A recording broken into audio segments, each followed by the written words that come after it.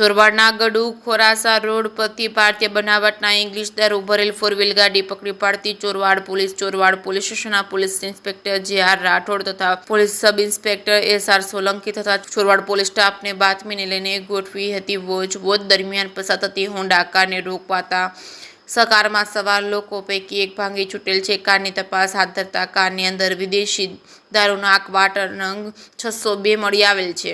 સવાર લોકોની પૂછપરછ દરમિયાન આ દારૂ ડારી ગામે જગા ભાગલ ખાનિયાને ત્યાં લઈ જતા હોવાનું જાણવા મળ્યું છે. દારૂ સાથે કારમાં સવાર રવિન્દ્રભાઈ પ્રવીણભાઈ ચંદ્ર પરમાર તેમજ લુહાર રહે વેરાવળ, જશા ભગા ભાંભણિયા રહે ડારી, ભૂપસિંહ બલરીસિંહ ક્યોરણ રહે લોહરુની ધરપકડ કરી ભાગી જનાર ચંદ્રેશ રામાસિંધી રહે વેરાવળની શોધખોળ હાથ ધરી છે. આ સાથે જ ઇંગ્લિશ દારૂના ક્વાર્ટર નંગ 602 કાર, મોબાઈલ સહિત 5,03,000નો મુદ્દામાલ કબજે કર્યો છે. જે કેસની ગુજરાત સાથે પ્રતાપ સિસોદિયા, માળિયા હાટીના.